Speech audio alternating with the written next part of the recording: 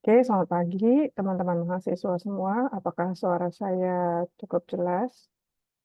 Ya, so, Oke, baik. Hari ini kita guest lecture ya. Pembicaranya sudah bersama kita. Sebelum mulai, tolong untuk mahasiswa eh, namanya disesuaikan ya. Jadi kelas dulu, kemudian nama, baru nomor mahasiswa. Tolong disesuaikan karena di sini ada 10 kelas. 11 kelas. Ada kelasnya Bu Ina. Berapa kelas Bu Ina? Tiga, Bu. 3 kelas, ada kelasnya Pak Ade. Selamat pagi Pak Ade. Selamat pagi Bu. Mohon maaf izin terlambat tadi, join. Baik Pak, tenang aja. Ada kelasnya Pak Ringkar. Pak Ringkar mungkin belum bisa join ya.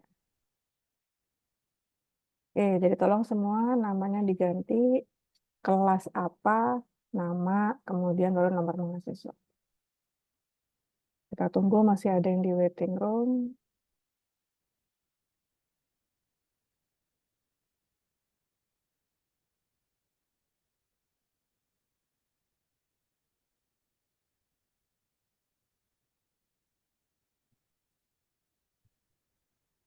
Bagi yang baru masuk, silakan namanya disesuaikan, kelas, nama, baru nomor mahasiswa.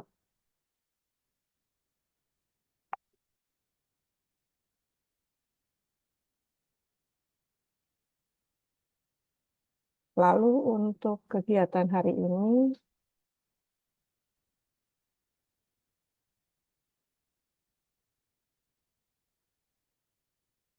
nanti absennya akan di bagian akhir ya. Di bagian akhir akan dibagi ke setiap kelas supaya Bapak Ibu dosen bisa mengabsen. Harus bertahan sampai akhir ya, kalau enggak diabsen.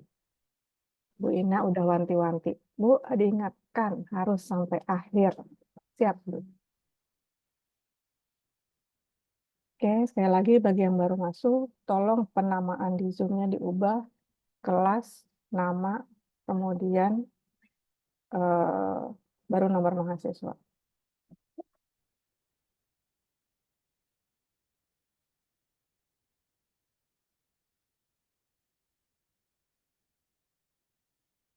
Oke,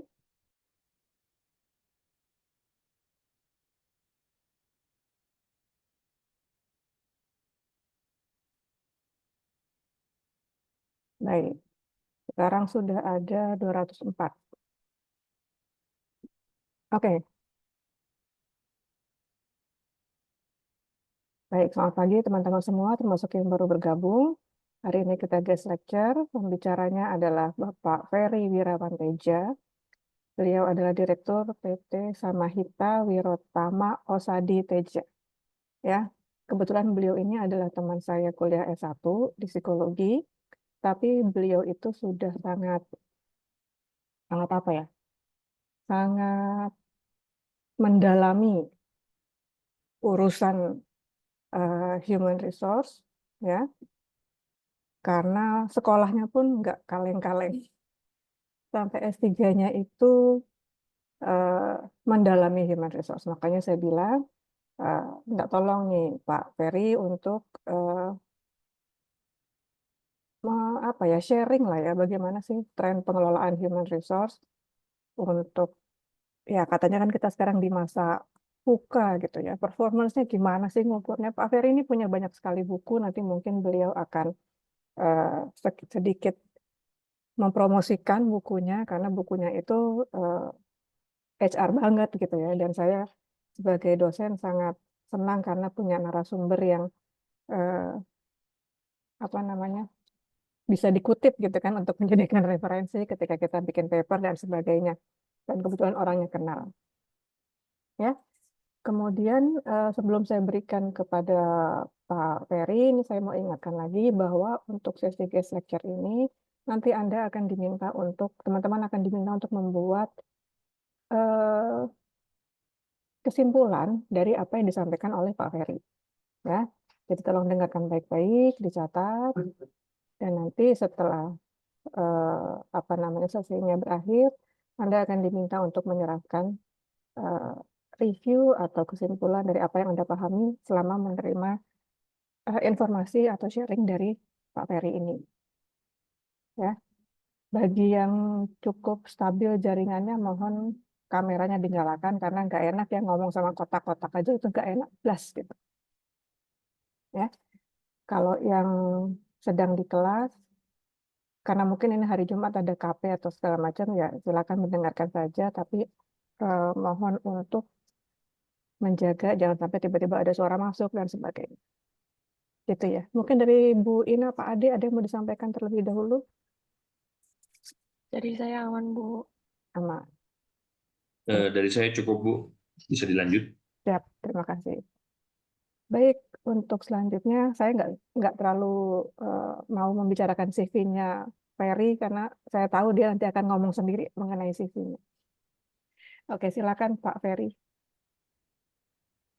Baik, selamat pagi Bu Amanda, Bu Ina, Pak Ade. Thank you banget sudah diberikan kesempatan untuk sharing kepada adik-adik semua, teman-teman semua. Em, Oke, hari ini kita ngobrol tentang performance management system dalam era artificial intelligence ya, yang saya cukup yakin teman-teman semua, adik-adik semua, mahasiswa cukup familiar gitu ya. Saya ngobrol sama teman-teman sebaya nih, Bu Amanda, yang mungkin anaknya masih SMP, SMA gitu ya. Saya ngobrol sama mamanya gitu dan kemudian eh, mamanya kita omongin soal AI, ChatGPT, Gemini dan sebagainya seperti itu, mamanya nggak ngerti gitu ya. Terus anaknya apaan sih gitu ya, kayak merasa mamanya udah ketinggalan zaman seperti itu. Ya, oke.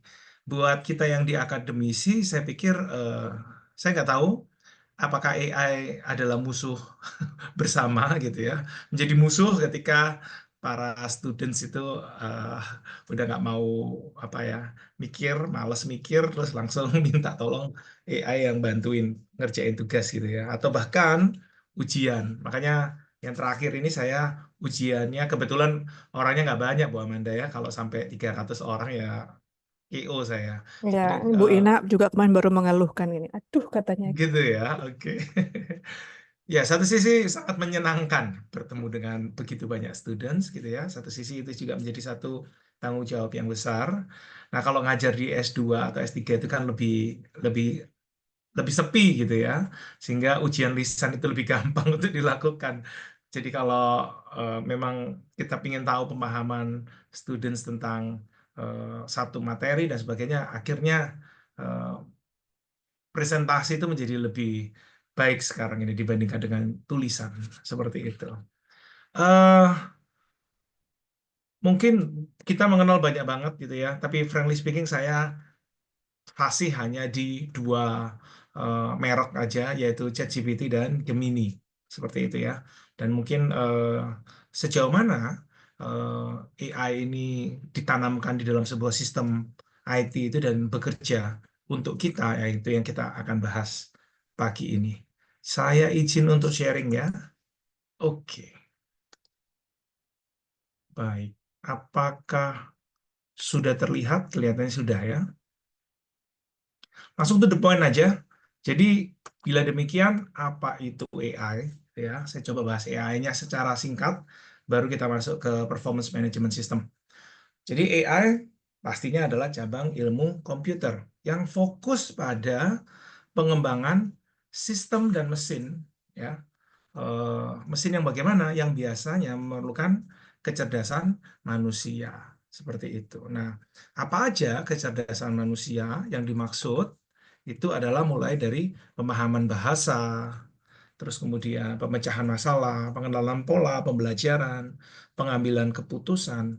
Jadi boleh kita sebetulnya melihat gitu ya. Kalau zaman dulu saya dan Bu Amanda itu masih remaja, masih masa muda begitu ya, kenal film Terminator dan sebagainya seperti itu, ya itu pembicaraan kita hari-hari ini buat yang generasi tua ini ngomong gitu ya bahwa wah ini memang udah zamannya Terminator datang gitu ya ke tempat kita dan sebagainya. Tinggal tunggu aja apakah AI itu akan bergerak sangat luar biasa begitu ya sehingga akhirnya bertindak mandiri seperti itu atau masih di dalam kendali dan sebagainya seperti itu. Dan saya percaya saat ini di kalangan petinggi-petinggi yang lagi mengurusi mengenai AI ini, diskusi yang paling penting itu bukan hanya tentang pengembangan AI itu, tetapi ethics gitu ya. Sejauh mana AI ini akan menjadi hamba atau jadi tuan gitu ya. Sejauh mana dia diberikan independensi, sejauh mana dia diberikan kebebasan untuk kemerdekaan untuk berpikir seperti itu. Ya. Jadi kalau kita ngobrol dengan ChatGPT atau Gemini, saya pikir kita itu bisa ngobrol dengan berbagai bahasa. Ya, kemarin kalau nggak salah, saya masih nonton televisi students ya. Saya masih nonton berita secara normal gitu ya. Bukan normal, mungkin secara tradisional gitu ya. Karena sekarang udah nggak banyak orang yang melihat berita itu di mana? Di televisi. Tetapi kemarin ada satu berita yang menyampaikan bahwa Gemini sudah mulai masuk ke eh, secara lisan seperti itu. Dan saya pikir itu sudah ya semua orang juga sudah tahu kali ya. Gemini udah masuk di secara lisan dan itu bisa dua bahasa seperti itu ya. Dan mungkin kalau beberapa teman-teman juga melihat di YouTube dan sebagainya seperti itu, kalau kita ngomong tentang bahasa itu sebetulnya satu hal yang tidak sederhana ya. Eh, Bahkan yang ada dalam bahasanya AI itu adalah bahasa yang kita sebut adalah NLP, Natural Language Processing seperti itu.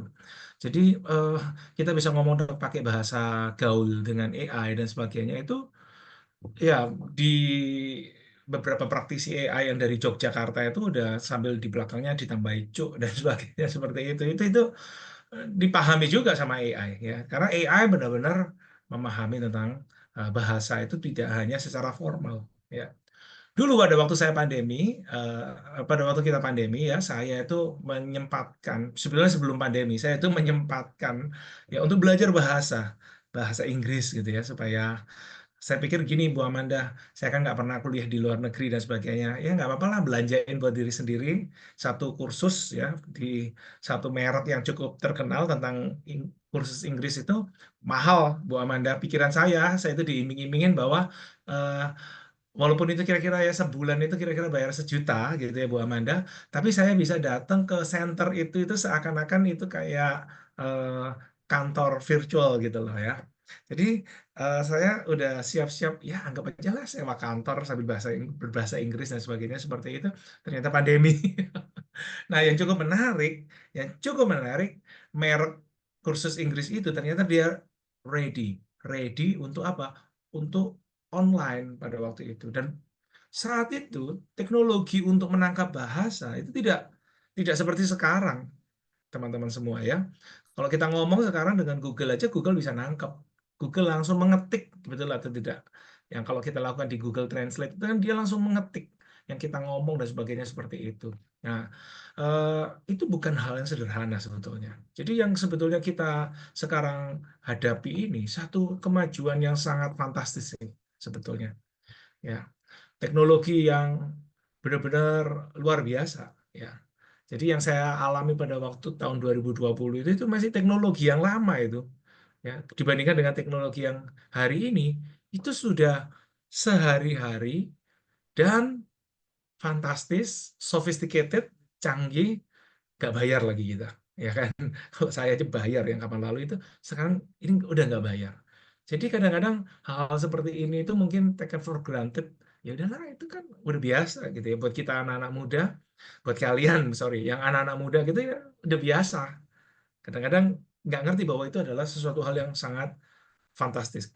Ya, terus pemecahan masalah dan sebagainya saya pikir kita mungkin banyak yang mencoba untuk menceritakan masalah-masalah kita dengan AI dan sebagainya lalu berharap bahwa mereka memberikan solusi terhadap hal-hal itu dan solusi-solusi itu sebetulnya juga diambil dari apa yang ada di internet dan sebagainya. Oleh sebab itu Internet of Things itu menjadi satu hal yang cukup krusial untuk bisa menangkap informasi-informasi. Lalu kemudian pengenalan pola, ya, pengambilan keputusan. Yang kemarin saya iseng banget itu, Bu Amanda, sebelum pergi ke satu negara, gitu ya, negara luar negeri, gitu. Saya taruh kira-kira 6 penawaran dari si tour ya si agent tour agent itu tuh memberikan 6 file. Saya bilang, waduh, suruh saya bacain semuanya itu, mendingan saya suruh si Gemini yang bacain buat saya. Gemini bacain buat saya, Gemini buatin table buat saya, seperti itu. Ya, buatin table untuk membuat saya itu sehingga dengan mudah mengambil keputusan bahwa ya saya milih yang ini aja. Saya diberitahu destinasinya kemana aja, berapa hari di kolom itu ya, berapa rupiah, fasilitasnya apa saja dan sebagainya seperti itu ya, itu tergantung kepada kita. Oke, itu adalah yang dilakukan oleh AI ya. Nah, AI ini ternyata ada yang narrow, ada yang general, dan ada yang super gitu ya. Menurut teman-teman semua ya, boleh di chat gitu ya. Kira-kira ya, ChatGPT atau Gemini itu termasuk yang mana? Narrow AI, General AI, atau Super AI? Nah, kira-kira tulis aja di chat sambil saya juga coba jelaskan sedikit-sedikit gitu ya tentang yang dimaksud dengan Narrow itu seperti apa ya. Saya coba. Hmm. Jadi Narrow AI itu sebetulnya contohnya itu adalah ya ada yang udah jawab General AI, thank you ya Eric ya. Kemudian ada Siri misalnya seperti itu ya, asisten virtual seperti Siri, Alexa, Google Assistant dan sebagainya ya. Itu adalah yang termasuk Nero gitu ya. Terus kemudian chatbot langganan layanan pelanggan ya, itu juga adalah yang merupakan Nero. Di sini mungkin kalau yang ini yang muda-muda mungkin enggak, tapi yang kayak Bu Ina, Bu Amanda, Pak Ade mungkin sudah pernah ditelepon sama AI oleh bank-bank itu ya. Suaranya cukup merdu, cukup jelas gitu ya dibandingkan dengan mbak-mbak atau mas-mas yang selama ini nelpon kita. Ini suaranya lebih enak, lebih jelas dan sebagainya. Itu saya pikir juga AI yang sempit, Nero ya. Nggak pernah tak angkat soalnya, Pak. Oh, nggak pernah diangkat. Kalau saya itu iseng soalnya. Antara pengangguran dengan iseng seperti itu. Ya, kalau misalnya General AI itu contohnya begini. Robot pekerja yang multitasking seperti itu. Sistem AI yang ada di rumah sakit ya. Super AI, wow ini sih udah apa namanya seperti ilmuwan AI yang menemukan solusi. Jadi nanti jangan-jangan kita itu punya juga presiden yang modelnya AI, Bapak Ibu ya. Ada dokter AI, ada dosen AI mungkin dan sebagainya. Itu yang sudah masuk ke super AI. Nah, yang cukup menarik, terima kasih untuk jawaban-jawaban yang sudah diberikan gitu ya. Walaupun dari berapa nih? 200 sekian yang jawab cuma 2. Jadi kalau kita ngobrol tentang ChatGPT atau Gemini, itu ternyata masih Nero AI. Wah, itu ada yang jawab tuh. Indra gitu ya. Dijawab Nero AI. Boleh dijelaskan kenapa kok Nero AI? Indra, boleh dibuka mic-nya, boleh ditulis juga boleh. Atau jangan-jangan saya yang perlu belajar sama kalian tentang AI ini. Ada yang tahu kenapa kok ChatGPT yang segitu hebatnya menurut kita ternyata itu disebut masih Nero. Saya juga pikir, wah, jangan-jangan ChatGPT yang udah ngobrol macam-macam sama saya ini pasti minimal adalah General AI. Itu dugaan saya. Ternyata Nero, gitu ya. Kenapa? Pertama, ya, ChatGPT itu masih eh, tidak memiliki kesadaran atau pengertian yang mendalam. Jadi dia itu hanya berdasarkan dari tugas yang diberikan, seperti itu, ya. Terus kemudian dia juga masih terbatas. Yes, karena tugas-tugasnya sederhana. Apa itu sederhananya? Jawabin pertanyaan kita, kan kira-kira demikian ya. Dia masih fokus kepada NLP seperti itu. Jadi tidak bisa melakukan tugas yang di luar dari kemampuan itu. Misalnya contoh mengemudikan mobil atau apa dan sebagainya. Tapi bisa membantu kita untuk memproses teks ya. Tidak bisa melakukan tugas-tugas secara fisik yang lain atau memproses input yang di luar bahasa. Jadi benar-benar ChatGPT itu masih fokusnya itu di bahasa seperti itu. Ya. Oke, saya pikir sejarah AI mungkin kita tahu bahwa AI itu mengalami situasi yang pernah disebut dengan winter, gitu ya. Pak Ferry, Ya, tanya ya, boleh dipotong nggak? ya boleh dong. Itu tadi yang super AI itu kalau Jarvis-nya Iron Man itu apa tuh? Waduh, wah, Jarvis itu menurut saya sudah masuk ke alam khayalnya Hollywood ya, bisa super AI itu. Menurut saya sih Jarvis bisa super AI, masuk ke super AI.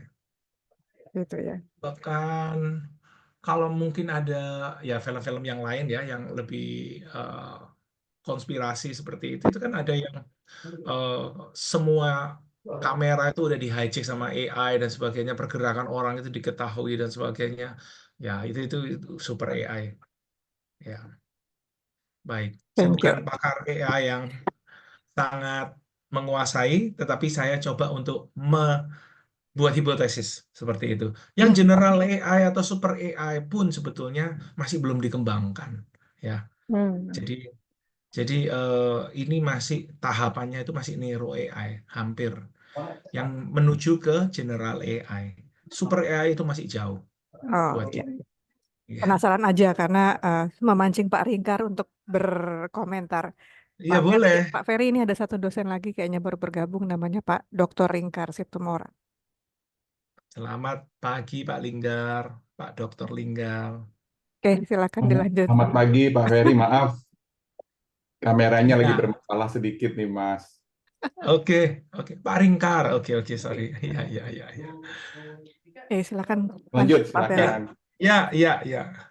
Jadi kalau kita ngobrol tentang sejarah AI ini ya mungkin mungkin saya secara pribadi itu cukup mengenal itu ya mungkin yang masa-masa AI winter ini ya. Itu ternyata AI pun juga sebelumnya sangat optimis berkembang gitu ya tahun 60-an 70-an. Ternyata mereka pernah mengalami masa-masa di mana itu di vakumkan seperti itu ya. Kevakuman AI ini pada waktu itu saya pikir memang manusia kita semua nggak siap gitu ya dengan perkembangan komputer yang sangat luar biasa yang dimulai oleh Alan Turing dan rekan-rekannya dan sebagainya seperti itu. Jadi akhirnya mereka itu sempat vakum gitu ya.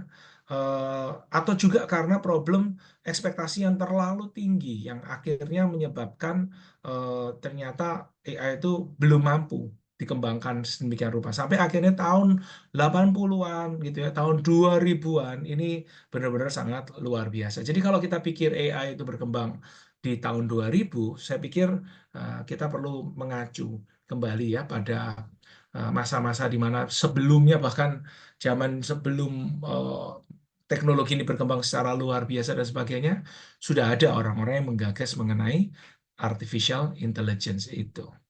Ya, cara kerja AI saya pikir perlu kita bahas sedikit aja bahwa tentu satu hal yang sangat penting dalam AI itu adalah mesin learning ya. Saya pikir mesin learning ini adalah komponen utama yang cukup penting karena AI yang kita sekarang ajak ngomong ini hampir semua orang ngomong itu adalah AI yang bodoh seperti itu ya. Makanya oleh sebab itu kita mesti hati-hati dengan jawaban-jawaban yang diberikan oleh AI.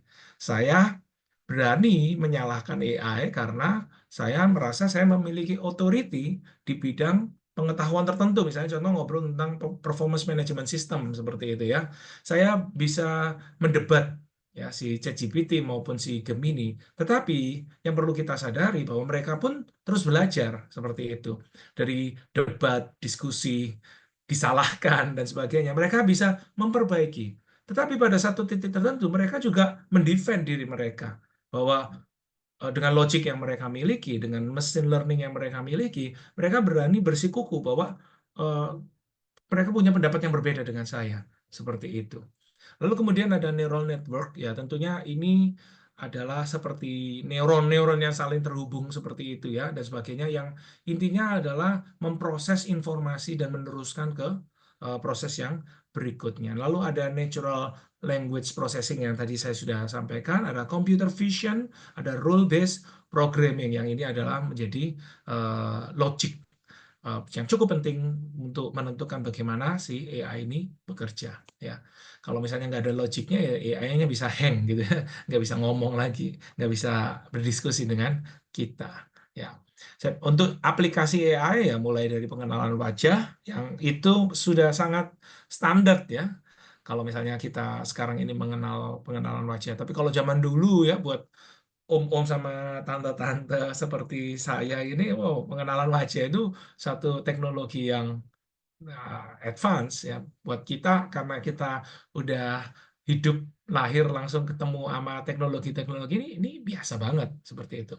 Asisten virtual saya pikir ini sudah banyak gitu ya. Kendaraan otonom di Indonesia mungkin nggak ada gitu ya, nggak kelihatan. Tapi mungkin kalau di Amerika sudah terjadi gitu ya, Tesla dan kawan-kawannya.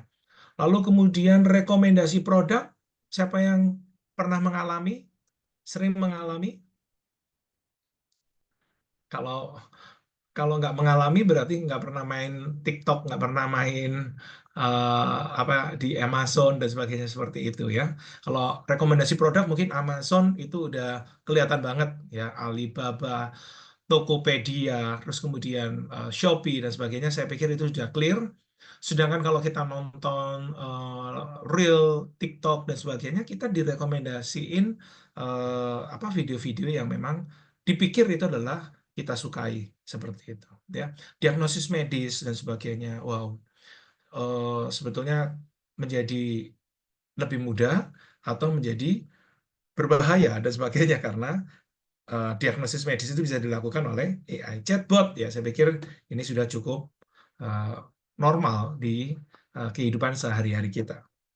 Oke, nah sekarang kita langsung masuk ke poin yang penting ya, yang menjadi pembicaraan kita, yaitu performance management system.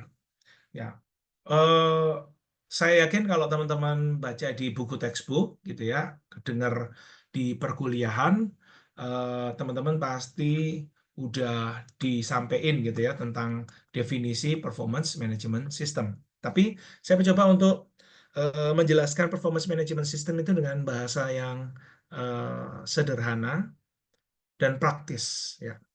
Buat saya performance management system itu adalah berbicara tentang keselarasan gitu ya. Apalah gunanya seseorang itu membuat misalnya contoh bentuk praktis dari performance management system itu, bentuk praktisnya salah satunya itu adalah KPI gitu kan ya, atau ukuran keberhasilan organisasi. Kalau sebuah organisasi itu dinyatakan sudah mencapai tujuan, sudah dinyatakan efektif, sudah dinyatakan berhasil, itu kira-kira mencapai hal-hal apa saja ya. NKRI di tahun 2045 akan mencapai suatu visi yang kita anggap itu adalah abstrak, yaitu apa? Indonesia Emas. Emas itu ada sebuah akronim gitu ya, dan sebagainya seperti itu. Nah, pertanyaannya, bagaimana kita tahu bahwa Indonesia di tahun 2045 itu sudah mencapai Indonesia Emas? Paling gampang adalah coba kita buat ukuran semacam KPI itu tadi, Key Performance Indicators ya, KPI, Key Performance Indicator, indikator kinerja utama. Apa yang menjadi indikator kerja utama kalau Indonesia sudah mencapai Indonesia Emas?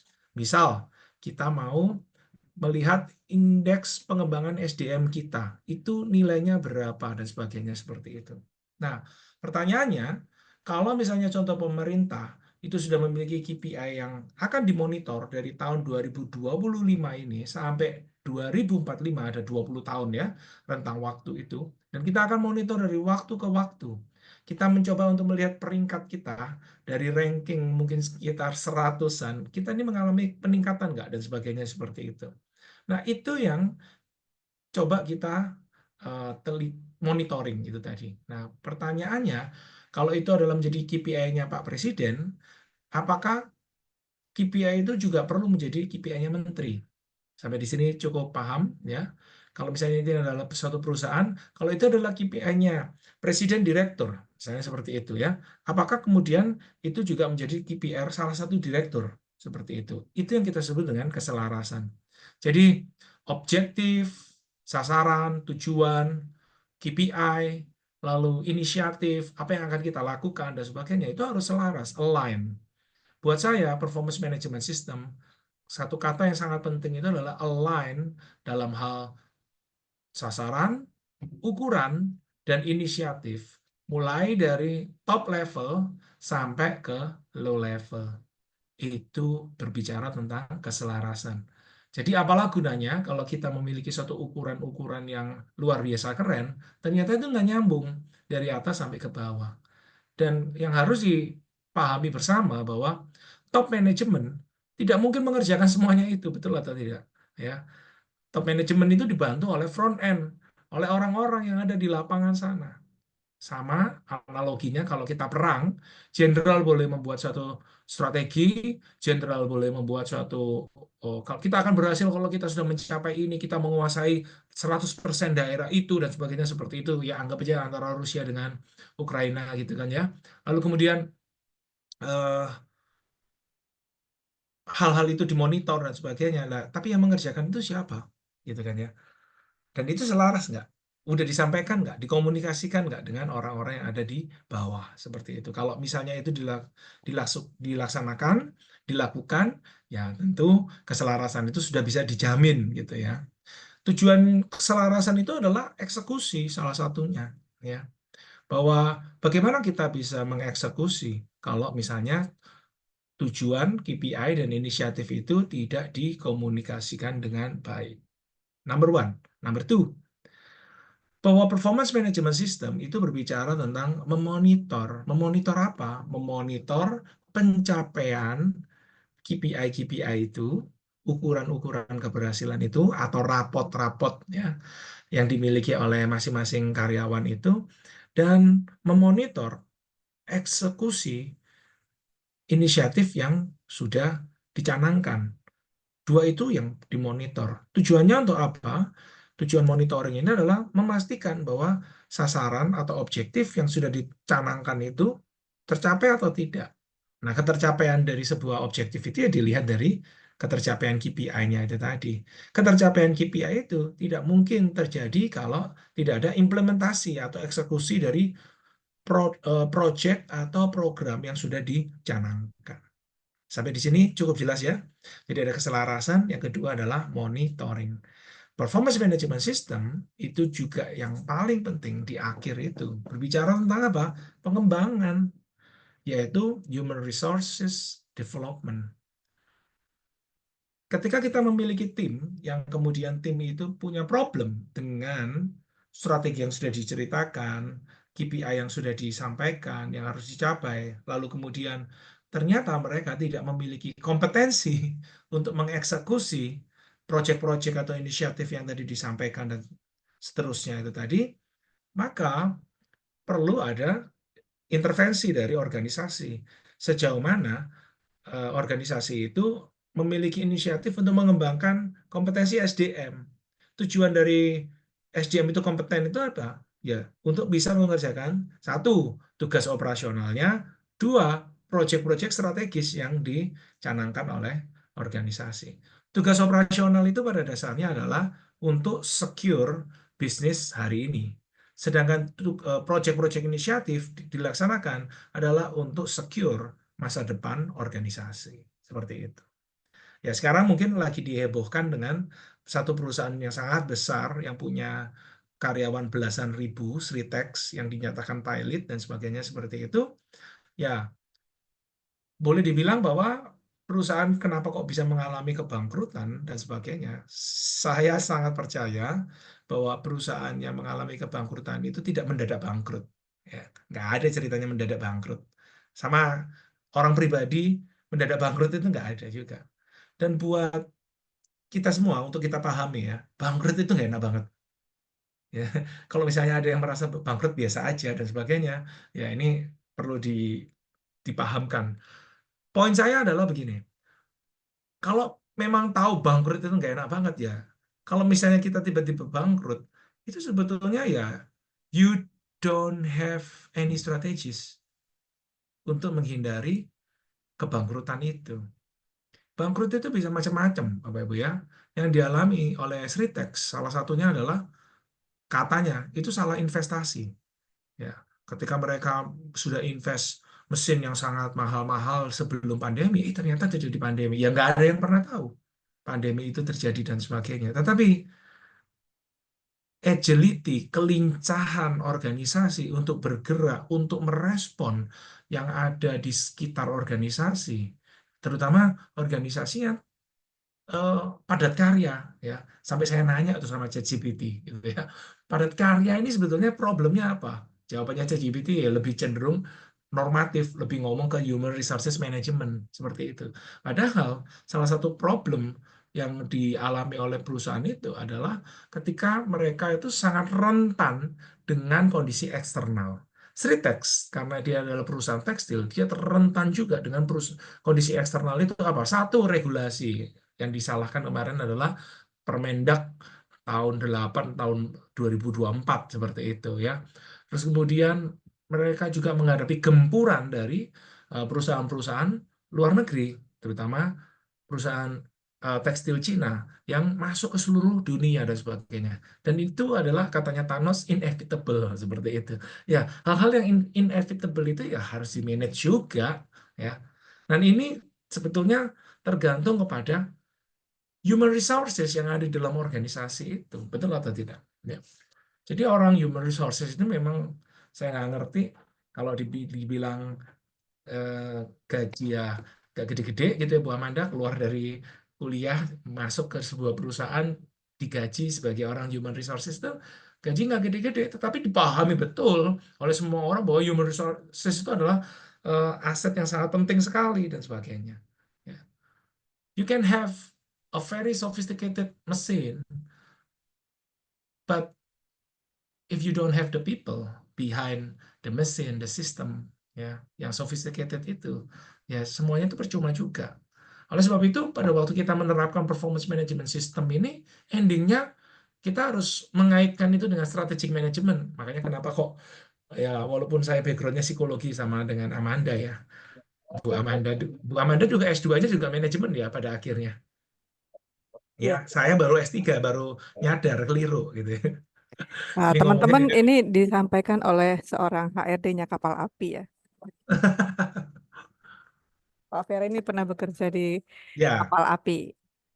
ya, ya, cukup lama di sana, 12 tahunan. Tapi nggak Ya, jadi cukup. pemilik ya, Fer ya? Oh, jauh banget, Bu. Mesti jadi mantu kali ya. Mantu aja belum tentu dikasih kesempatan itu. Ya, jadi balik lagi bahwa the man behind the system, the man behind the technology, the man behind the mesin dan sebagainya itu adalah orang-orang yang cukup penting yang perlu kita monitor, kita kembangkan supaya mereka bisa mengeksekusi, mengemban ya tugas-tugas yang tidak hanya hari ini tetapi juga masa depan seperti itu. Jadi pada waktu saya ngomong tugas hari ini itu adalah operational yang ada di dalam perusahaan ya. Tetapi tugas-tugas masa depan itu adalah hal-hal yang sifatnya strategik seperti itu. Perusahaan tidak hanya bisa melulu melihat yang hari ini saja, tapi perusahaan itu juga perlu memikirkan yang masa depan. Jadi masa depan itu harus disecure, hari ini harus dipertahankan. Bukan berarti kemudian yang masa depan diperhatikan yang hari ini keteteran seperti itu, yang nggak ada duit yang masuk. Seperti gambarannya demikian. Baik, kita saya coba jelaskan bahwa ada dua jenis performance management system, yaitu yang pertama adalah goal-based performance management system dan behavior-based performance management system. Goal-based itu yang lebih melihat outputnya, sedangkan behavior coba untuk melihat prosesnya dalam bentuk perilaku, bukan activity ya, tapi perilaku-perilakunya itu tadi. Ya tentu sebetulnya perilaku dengan activity akan sangat terkait. Tetapi perilaku yang dimaksud itu bahkan lebih dalam lagi daripada sekedar activity. Tetapi apa dibalik dari activity itu adalah kompetensi. Jadi behavior based performance management system mungkin bisa terwakili dengan bentuk praktisnya itu adalah kompetensi. Sedangkan goal based karena itu adalah sifatnya adalah output, outcome dan sebagainya, mungkin salah satunya adalah KPI. Baik. Kalau kita bicara mengenai goal base, itu mungkin saya akan coba perkenalkan dengan sebuah istilah yang mungkin dulu ya buat para praktisi tahun 80-an, tahun 90-an bisa menerapkan manajemen by objektif itu udah keren banget ya. Saya pikir perusahaan-perusahaan seperti Astra dan sebagainya itu sudah mengenal manajemen by objektif itu mungkin sekitar tahun 90-an ya. Yang menjadi eh, yang menjadi apa ya, keprihatinan buat kita setelah mempelajari sejarahnya manajemen by objektif itu ternyata lahir tahun 60-an seperti itu ya. Tahun 60-an, tahun 70-an dan sebagainya kita baru kenal tahun 90-an. Ya, manajemen by objektif itu gampangannya adalah ada satu objektif yang juga langsung dilengkapi dengan KPI-nya. Saya kasih contoh gini. Meningkatkan revenue pendapatan ya perusahaan itu sekitar bukan sekitar, meningkatkan revenue perusahaan dari 1 triliun menjadi 2 triliun. Itu gambaran tentang bagaimana kita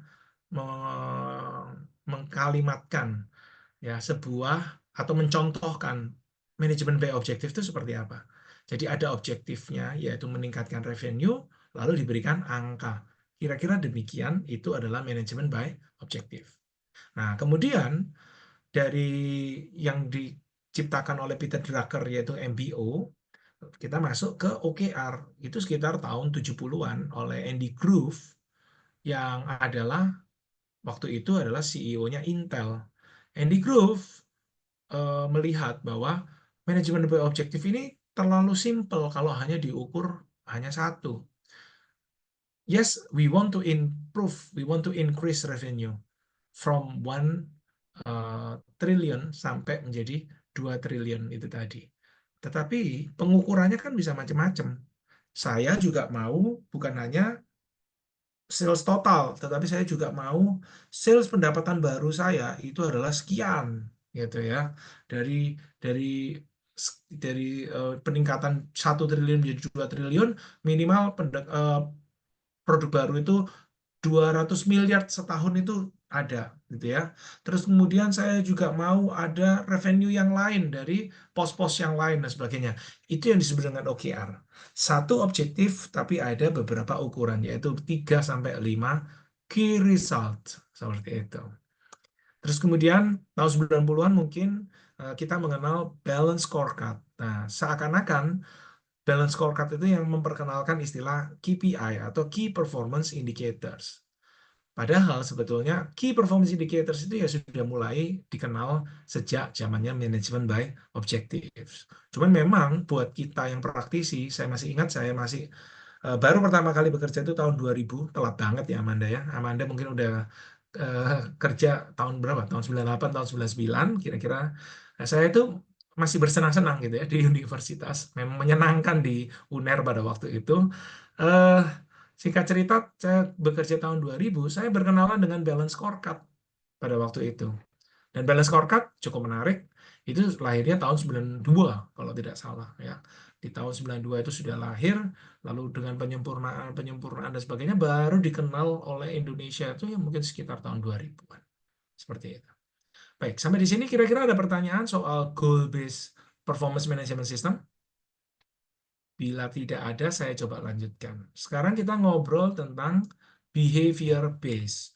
Karena behavior base gitu ya, tentu yang paling terkenal itu sebetulnya tahun 80-an ada McClellan yang mengetengahkan tentang nama kompetensi.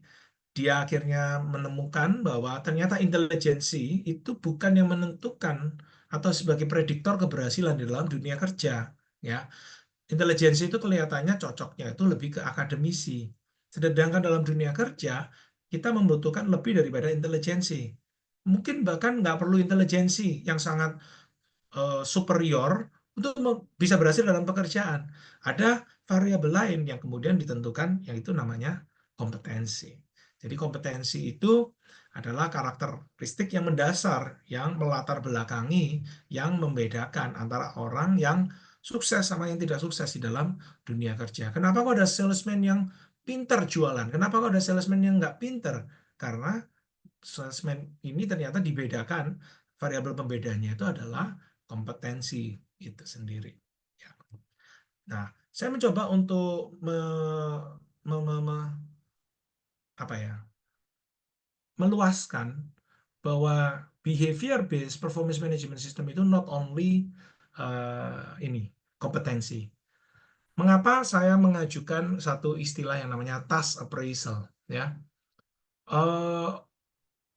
Ini sebenarnya lahir dari pemikiran saya pada waktu di pandemi, gitu ya, tahun 2020 lagi gagap dan gugup gitu ya menghadapi pandemi. Saya akhirnya bekerja sama dengan IT house untuk membangun sebuah software. Idenya sangat sederhana, ya. Pada waktu saya di Jakarta, saya sekarang home base-nya ada di Surabaya, walaupun KTP masih di Jakarta. Eh, Ketika saya di Jakarta itu, saya tuh memberikan penilaian kepada karyawannya orang lain tuh, Bu Amanda, ya. Jadi saya memberikan penilaian ke karyawannya Gojek, Grab, dan sebagainya, memberikan rating 1 sampai 5 dari pagi berangkat, sore pulang, 2 kali saya memberikan penilaian kepada karyawannya orang lain, sementara karyawan sendiri nggak pernah kita berikan penilaian, kan seperti itu. Jadi saya akhirnya bekerja sama dengan satu IT house itu ya. Kita meng-create satu penilaian yang kita sebut itu adalah task appraisal. Nah, kemarin partner yang lain itu juga menyampaikan bahwa ternyata ya sebetulnya teknologi itu sudah memungkinkan untuk misalnya contoh Bu Amanda memberikan tugas kepada salah satu students, lalu students itu diberikan instruksi dan students itu melakukan. Nah, kalau itu sudah dilakukan, berarti kan dia memberikan evidence bahwa ini sudah happening. Bu Amanda juga sudah melihat evidence tersebut, tinggal Bu Amanda itu memberikan rating 1 sampai 5. Can you imagine bahwa kita bisa memberikan appraisal itu on the spot, tidak perlu menunggu 6 bulan, tidak perlu menunggu 12 bulan, dan itu bisa ditumpuk dan bisa dibuat rata-rata. Ya, jadi kalau kita lihat driver-driver itu kan mereka punya rapot tuh, mereka punya nilai. Nilainya itu misalnya contoh 4,9, 4,5, bahkan ada 4,2. Kalau misalnya contoh nih ya, ada di TikTok, driver pun juga bisa melihat penumpang itu ada rapotnya juga, ya kan ya. Jadi mereka itu ada driver yang ngomong begini, waduh, serem nih, dapat penumpang dapat nilainya 3,9 misalnya seperti itu. Dia merasa serem tuh ketemu sama si penumpang ini.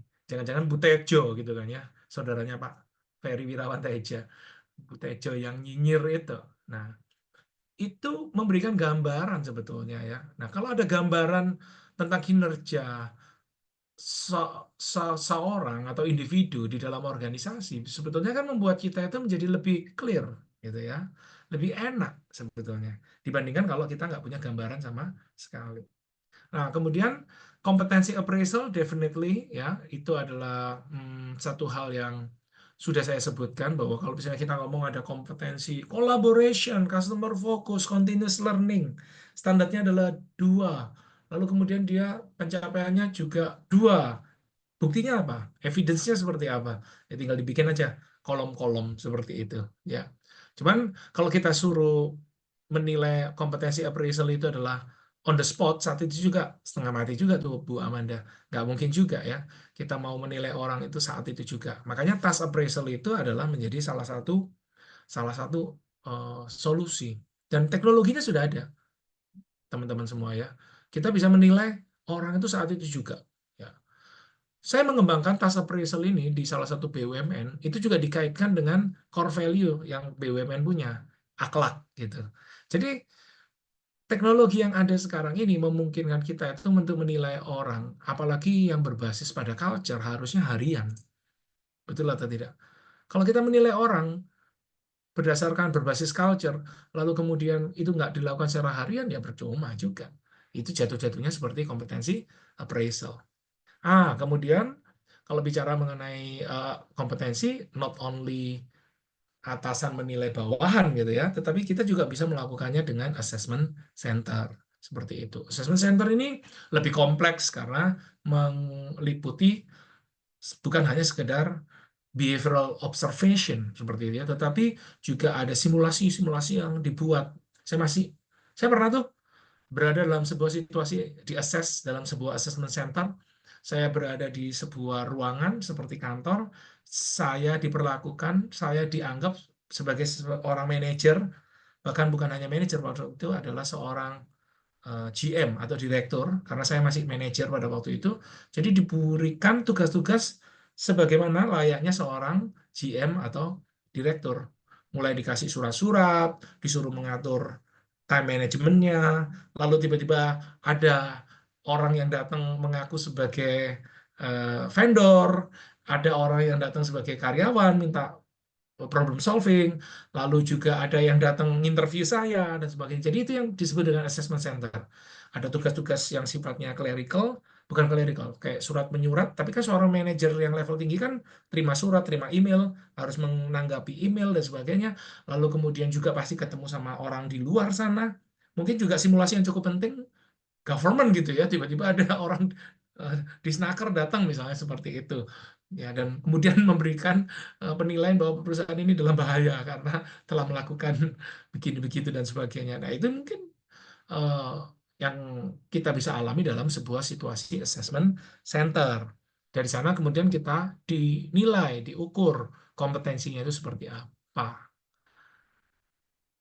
Ini yang menjadi gambaran tentang behavior based performance management system. Sampai di sini ada pertanyaan nggak? Jadi ada yang sifatnya adalah goal, itu mulai dari manajemen by objective, OKR, dan balance scorecard. Dan menurut saya ini memang lebih seksi nih dibandingkan dengan yang behavior. Tapi kemarin saya ngobrol. Jadi kemarin saya itu menghadiri sebuah pertemuan HR, Bu Amanda. Saya jadi moderator untuk beberapa narasumber itu. Dan saya mendapati salah satu narasumber itu eh, ternyata CEO-nya, walaupun ya perusahaan itu punya KPI, kinerjanya karyawan itu ada bagus begini begini begini dan seterusnya, ternyata dia nggak percaya. Ya saya tuh lihat tuh orang itu keren banget tuh ya, salesnya tuh lebih hebat daripada teman-temannya 2 kali lipat, 3 kali lipat. Tapi saya nggak suka sama orang itu. Nah, berarti si CEO ini lebih demen dengan behavior based. Buat saya, orang seperti itu berarti apakah subjektif? Nah, buat saya, orang ini sebetulnya menangkap sesuatu hal yang lebih besar daripada sekedar orang itu mencapai KPI atau tidak. Orang boleh mencapai KPI atau tidak, tetapi kalau dia itu dalam pencapaian KPI itu ngeselin, ya, mukanya kayak Suneo gitu kan. Wah, Suneo itu zaman saya banget gitu ya, Doraemon.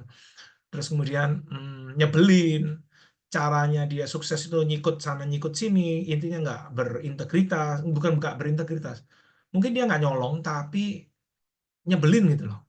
Nah itu behavior, itu culture sebetulnya.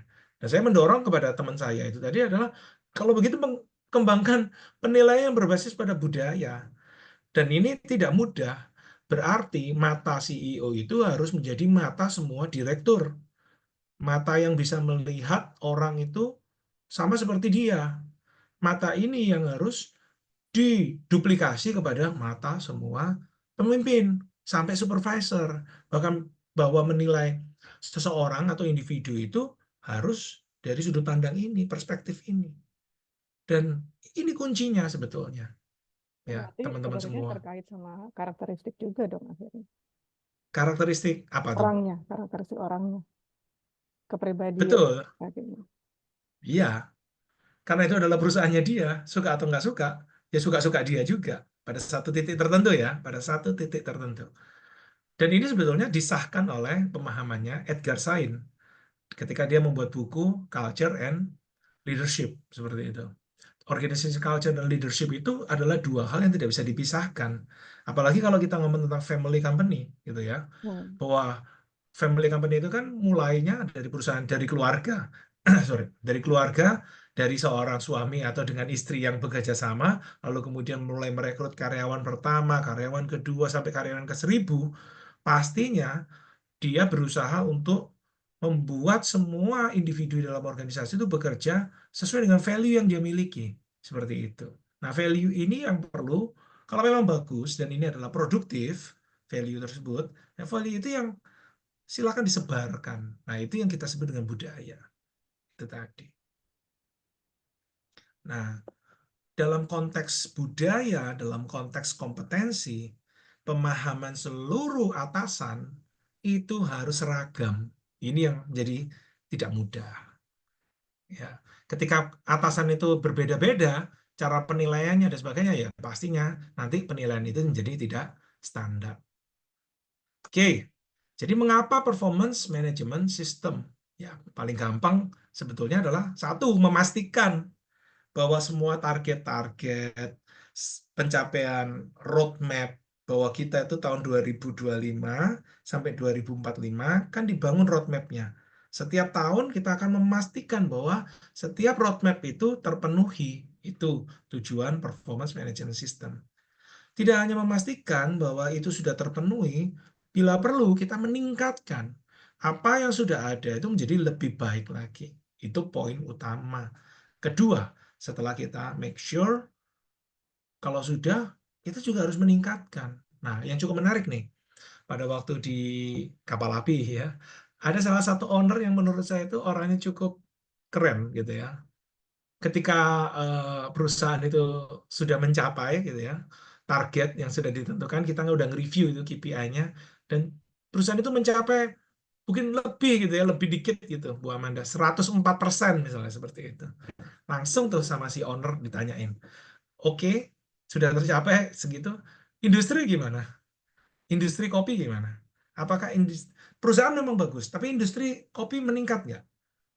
Kalau misalnya contohnya kita tumbuh 10%, industri tumbuh 30%, ya itu mah nggak tak ada guna gitu ya.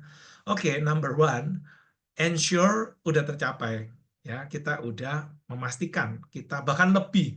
Tetapi kalau industri itu lebih baik, nah berarti kita harus meningkatkan. Ya, kalau industri tumbuh 30%, kita kalau mau disebut bagus ya harus tumbuh 40%. Nah, selain meningkatkan, kita juga perlu mengembangkan, yaitu dari yang tidak ada menjadi ada. Jadi poinnya PMS di sana, memastikan, meningkatkan, dan mengembangkan. Nah, oke, sekarang kita coba untuk melihat irisan, gitu ya. Bu Amanda, saya jatahnya sampai jam berapa nih? Sampai slide-mu selesai saja, Pak Ferry. Oke, oke. Oh, masih ada 5 slide lagi. Biasanya Jadi, Pak Ferry itu slide-nya 50 soalnya. enggak, ini cuma 19. Satu slide 30 menit, enggak juga. So far dari AI tentang PMS, ini pas banget nih ya. 30 menit, 30 menit gitu ya. Nah, sekarang mungkin 30 menit yang terakhir ini. Nah, kontribusinya AI pada performance management system itu apa? So, can you imagine bahwa artificial intelligence itu ditanamkan di dalam sistem kita, sistem Human Resources Information System, gitu kan ya, HRIS itu, lalu ditanamkan dalam modul Performance Management System. Nah, kalau misalnya AI yang akan mengerjakan Performance Management System, ya tentunya number one yang sangat krusial itu kan objektivitas, ya. Bahwa manusia itu pasti ada subjektivitas. Siapapun, termasuk saya, Bu Amanda, ya. Makanya beberapa karyawan itu pinter. Kapan penilaian kinerja? Bulan Desember. Waduh. Makanya kalau di luar negeri, Merry Christmas-nya itu lebih nyaring suaranya gitu kan ya. Good morning itu bulan Desember itu lebih nyaring, lebih enak, lebih renyah suaranya. Ya. Demikian juga kalau penilaian itu di bulan Juli, di bulan Januari dan sebagainya itu ya pasti ada subjektivitas di sana. Tetapi kalau komputer yang melakukan, AI yang melakukan ya objektif banget gitu ya, bagus-bagus, jelek-jelek seperti itu. Tapi benar-benar objektif. Ya. Kemudian juga tentunya efisien. Efisiennya di mana? Ketika AI yang melakukan performance management system ya mereka tidak berbelit-belit seperti manusia gitu ya karena ada unsur subjektivitas. Mereka sangat efisien. Mereka akan apa adanya. Mereka akan apa ya menyatakan bahwa proses penilaian itu seperti ini sesuai dengan prosedur yang ada gitu. Kita manusia prosedur yang sudah ada aja masih diperlakukan cukup ini ya seperti ada basa-basinya dan sebagainya seperti itu. Nah, Yang ketiga, kalau kita bicara mengenai kontribusi AI pada performance management system, yaitu adalah personalisasi. Artinya dari masing-masing individu, AI itu mampu mendeteksi perilaku-perilakunya dan memberikan penilaian seperti itu. Nah, dalam kasus ini, seakan-akan saya itu menggambarkan bahwa AI itu bisa bekerja secara mandiri. Oh bisa. Sebetulnya menurut saya AI bisa nggak memberikan penilaian itu secara mandiri tanpa perlu keterlibatan manusia? Bisa banget, sangat bisa.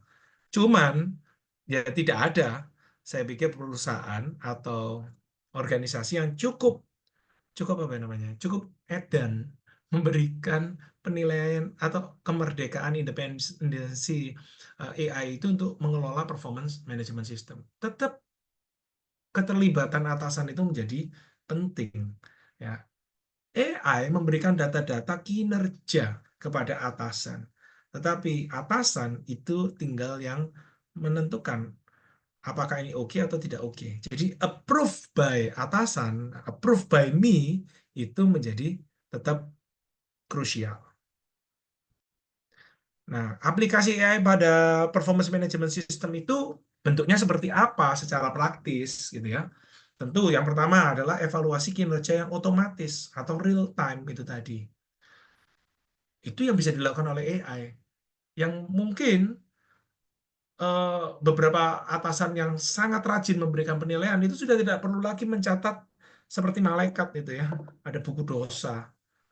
Dulu itu waktu secara manual Bu Amanda, saya itu pernah melakukan hal itu karena saya memang nggak mau menilai orang itu setelah 6 bulan, saya kan nggak ingat tuh Bu Amanda, ya kan? Jadi akibatnya sebagai malaikat yang tidak sempurna itu tadi, ya saya itu hanya mencatat apa dosanya aja, kebaikannya mungkin poin saya begini pada waktu saya menilai nanti ya di bulan Juli gitu ya, setelah Januari sampai Juni saya memberikan penilaian di bulan Juli itu, selama kamu baik-baik saja, ya berarti kamu nilainya normal.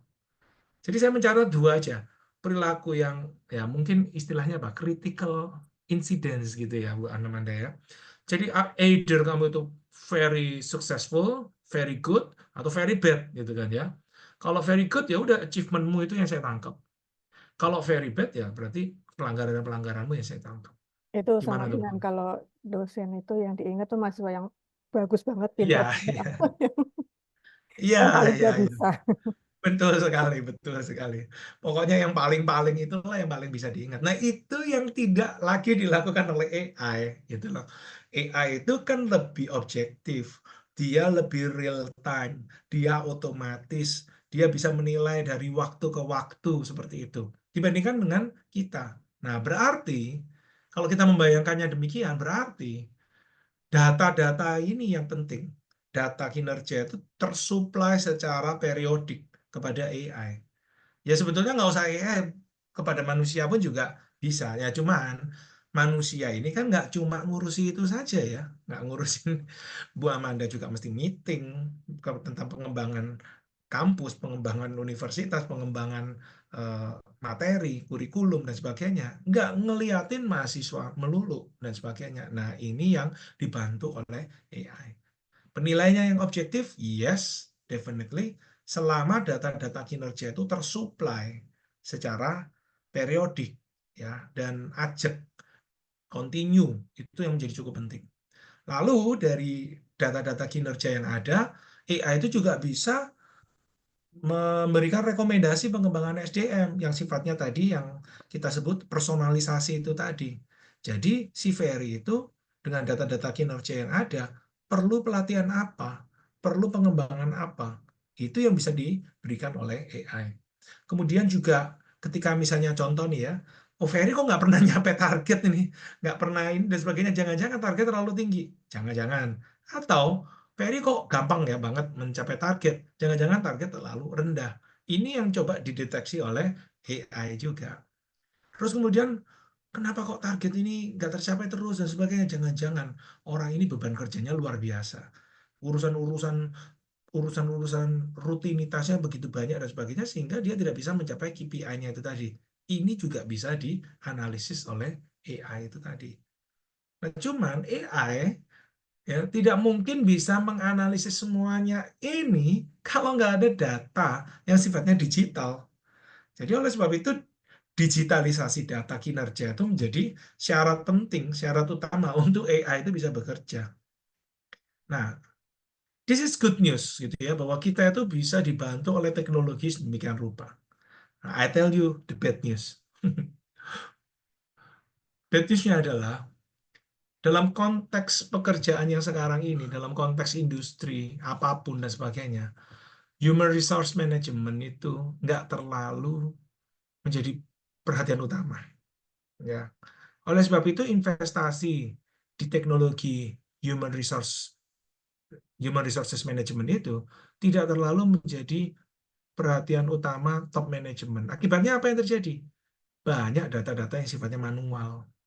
Oleh sebab itu, aplikasi AI pada performance management system ini, bolehlah saya bilang, itu masih didominasi oleh perusahaan-perusahaan yang sangat besar. Saya nggak ngomong perusahaan besar. Saya akan ngomong itu adalah perusahaan yang sangat besar. Dan besar kemungkinan itu adalah MNC, bukan perusahaan lokal.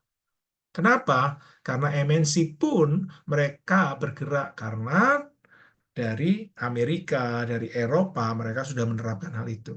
Dan tidak semua MNC bisa menerapkan teknologi-teknologi yang tercanggih itu tadi. Tetapi buat kita itu cukup penting. Hari ini kita tahu bahwa teknologinya itu memungkinkan loh semuanya ini terjadi. Ya, bukan omong kosong gitu. Nah, seperti yang tadi saya sampaikan bahwa AI itu bisa diaplikasikan sedemikian rupa, tetapi juga membutuhkan syarat. Yang pertama adalah ketersediaan data kinerja yang berkualitas. Jadi datanya itu benar-benar oke, bukan data yang ngawur, data yang tidak bisa diproses, dan sebagainya. Tentunya infrastruktur teknologinya harus memadai. Ya, nggak mungkin lagi client server, harus sudah cloud computing, dan sebagainya. Ya, benar-benar yang perlu big data juga. Ya. Waktu kita ngomong big data itu ya sebetulnya AI itu mampu nggak untuk memproses data-data yang bahkan di luar dari kinerja yang dikaitkan gitu ya. Misalnya contoh data employee engagement. Itu kan tidak ada kaitannya dengan kinerja. Data employee engagement, personality, gitu, status marital dan sebagainya seperti itu. Bisa nggak itu dikaitkan nanti? Dibuat model ya. Bagaimana kinerja individu itu dipengaruhi oleh apa saja? Bisa. Hari ini saya menjadi komisaris sebuah perusahaan yang memang mengurusi data analitik seperti itu. Ya balik lagi, datanya ada nggak? Yang jadi isu besar di Indonesia ini, data itu belum terdigitalisasi itu. Jadi ya memang agak menghela nafas gitu ya. Indonesia ini memang agak tertinggal ya. Itu tadi. Tapi urusan sosmednya nomor satu gitu ya. Tapi kalau data-data yang begini-begini ini masih jauh.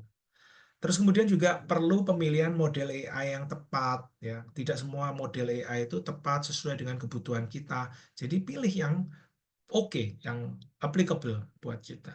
Keamanan data dan privasi ini juga menjadi satu hal yang sangat krusial ya. Jangan sampai data-data kinerja orang itu kemudian dibeberkan terlalu terbuka, semua orang bisa mengakses masing-masing individu. Oh, itu sangat tidak nyaman tentunya. Kemudian yang menjadi dua yang terakhir ini perlu human being yang ada di belalik dari AI ini tadi, yaitu apa? Pemantauan dan evaluasi yang berkelanjutan. Apakah ketika AI bekerja seperti ini, mengevaluasi, menganalisis produktivitas itu sudah benar nggak? Data-datanya sudah benar nggak? Ini yang perlu dipantau dan dievaluasi secara kontinu. Ya. Terus kemudian budaya organisasi yang mendukung nggak? Ini yang jadi isu besar. Ya. Yang saya boleh ocehkan terus-menerus, bahwa performance management system itu seringkali diciptakan dari dunia barat nih Bu Amanda, yang menekankan individualisme. Contohnya apa? Istilah-istilah yang muncul dalam konteks budaya individualisme itu adalah contohnya apa? Accountability gitu ya. Terus kemudian accountability ini diwujudkan dalam bentuk apa? Dalam bentuk SOP, job description, KPI. Itu bahasa-bahasa dunia barat. Sementara budaya kita, Indonesia dan Asia itu adalah kolektivisme. Ya, kolektivisme itu apa? Ya itu tadi, mangan nggak mangan, pokoknya kumpul seperti itu. Jadi eh, kumpul, guyup, itu lebih penting. Orang Indonesia itu kalau ditegur, ya nggak mau ditegur sendirian. Dia itu pinginnya kalau ditegur itu satu kampung ditegur, gitu ya. Semua orang dikumpulkan ditegur. Itu rasanya keluar dari teguran itu nyantai, nggak apa-apa. Mau ditegurnya bareng-bareng kok. Dipuji pun juga mintanya bareng-bareng, gitu. Jadi ya istilah yang cukup tabu zaman dulu itu sama rasa sama rata itu ya itu sebetulnya ya memang itu istilah kolektivisme yang sudah diplesetkan ke arah komunisme gitu kan ya. Tapi bahwa budaya itu mungkin ya memang berbeda antara yang barat dengan timur. Sehingga asumsi-asumsi performance management system yang sangat menekankan pada budaya individualisme itu memang perlu adjustment. Saya ngomong enak di sini karena ini adalah kalangan akademisi. Menjadi tidak enak ketika ngomong sama praktisi. Karena praktisi akan bertanya, oke Pak, kalau begitu gimana caranya? Kalau misalnya ini adalah kolektivisme, seperti itu. Masa KPI-nya cuma KPI company aja, nggak ada KPI individu. Kalau nggak ada KPI individu, terus bagaimana kita bisa mengejas apa ya namanya pengembangan kompetensi dari individu tersebut dan sebagainya. Masa nggak ada terukurnya dan sebagainya. Sekarang yang saya coba share problem yang lain itu adalah karena KPI itu berbasis pada bonus itu berbasis pada KPI dan sebagainya. Banyak perusahaan yang mengeluh bahwa orang-orang itu membuat targetnya itu menjadi rendah-rendah aja tuh Bu Amanda. Jangan tinggi-tinggi. Ntar kalau misalnya tinggi-tinggi nggak capai, ntar saya nggak bisa dapat bonus. Itu jadi problem yang cukup besar. Makanya muncul OKR dan sebagainya seperti itu. Saya pikir hidup, wah kalau dulu ada yang ngomong Michael Porter itu, strategi itu adalah trade-off. Saya pikir hidup itu trade-off. Apapun yang kita pilih, salah satunya, ya udah, pasti kita nggak memilih yang satu itu, yang satunya lagi. Nah, pilihan-pilihan kita itu sebetulnya dua-duanya itu jangan-jangan baik. Tinggal kapan kita memilih yang ini untuk konteks apa. Itu yang menjadi wisdom buat seorang profesional atau dosen atau konsultan, ya, sehingga mereka bisa memberikan solusi terhadap organisasi. So, apa dampak AI ya pada manajemen? Dampaknya AI, kolaborasi AI dengan performance management system ini pada manajemen, ya harapannya manajemen itu memiliki informasi yang lebih baik sehingga bisa menghasilkan keputusan yang lebih cepat dan tepat tentang apa? Pergerakan orang. Bahwa orang itu dipromosikan, orang itu dirotasikan, orang didemosi dan sebagainya. Itu berbasis pada informasi kinerja yang objektif, ya. Terus kemudian juga harapannya ada satu transparansi penilaian, ya, bahwa orang itu dinilai baik, jelek, itu seperti apa, itu transparan. Jadi jangan sampai sudah timbul istilah begini, percuma bagus, bagus jelek juga nggak ada bedanya. Kalau sudah ada apatisme seperti itu, sebetulnya organisasi dalam kondisi yang sangat berbahaya. Ya, saya selalu ngomong begini, talent, Cristiano Ronaldo misalnya seperti itu, tidak akan berada di dalam sebuah organisasi yang kemudian itu apa ya, berkembang rumor bahwa di klub sepak bola ini bagus atau jelek nggak ada bedanya, dia pasti hengkang. Ya, tak ada guna gitu kan ya kalau dia tetap bertahan di sebuah organisasi yang nggak jelas penilaiannya, nggak ada standarnya itu tadi. Nah tentunya pasti dampaknya AI dan performance management system ketika mereka berkolaborasi, maka pengelolaan SDM itu menjadi lebih efisien. Karena apa? Karena transparan dan data-datanya itu juga cukup membantu pembuatan keputusan yang lebih cepat dan tepat itu tadi. Kalau pada karyawan bagaimana?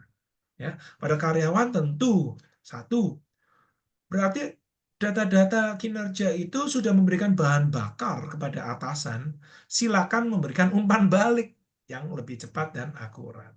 Gitu kan ya? Idealnya begitu Bu Amanda ya. Idealnya. Tapi buat orang Indonesia memberikan umpan balik itu sangat tidak mudah, betul nggak? Nggak enakan, sungkan. Ya.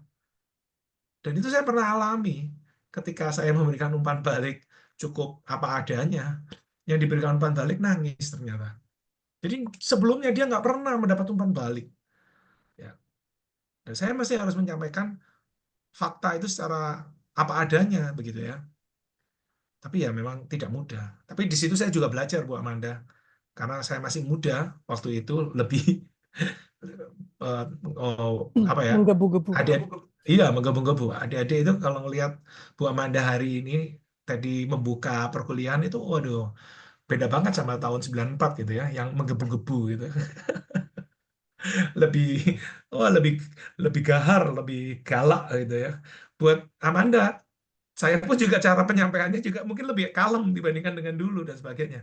Ya itu karena itu ya kalau kita ngomong psikologi maturity ya, bahwa dulu saya bisa very brutal gitu ya menyampaikan umpan balik. Kalau sekarang lebih mengerti gitu ya tentang lebih berempati, lebih bersimpati, tetapi datanya tetap sama, objektif seperti itu. Ya. Terus kemudian karena karena data-datanya juga cukup bagus dan sebagainya, tentu pengembangan SDM-nya menjadi lebih terarah, lebih sesuai yang diharapkan oleh dua belah pihak, yaitu perusahaan maupun individu. Tentu itu semua akan memberikan employee experience yang lebih positif ya, bahwa performance management system itu ya memberikan pengalaman yang sangat menyenangkan. Jangan sampai performance management system itu memberikan pengalaman yang menyakitkan. Ada loh yang gara-gara performance management system akhirnya menjadi dismotivated, yaitu berarti pengalamannya tidak positif, atau bahasa kerennya employee experience yang diberikan nggak bagus.